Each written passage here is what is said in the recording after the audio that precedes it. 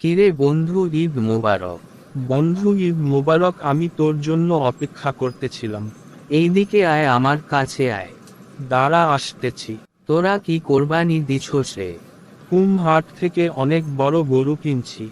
কয় লাখ টাকা দিয়া কিনছস? 2,50,000 টাকা। কইছিলাম যে একটু কমাইয়া রাখেন, কিন্তু রাখে নাই।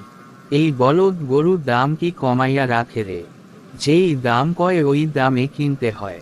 কিন্তু আমি তো বলদ হইয়া গেলাম। ওই দিন কাশেম স্যারে কইছিল যে যে ই দাম কইলে এই দামেই নিলে বলদ হয়।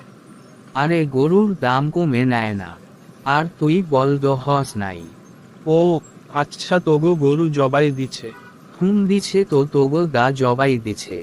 হহ দিছে। আমগো গরুর মাংস তোগরে একটু দিমুনে। না না না, আমগো তো গরু আছে। থাক, তাও দিমু। তুই আমগুলে দিলে আমিও তোরে দিমু। দেখি কেমনে দেশ তুই। ঈদের নামাজ তো পড়ছস তুই? তোর লগেই তো পড়লাম একসাথে। খাড়াখাড়ি ভুইলাও গেলি। কত টাকা সালামি পাইলি? এখনো পাই নাই, বাসায় গেলে দিব অনেকেই। তাহলে আমি বাসার যাই, দেখি আমি কত টাকা পাই। আমিও যাই তাহলে। আল্লাহ হাফেজ। আল্লাহ হাফেজ দুই।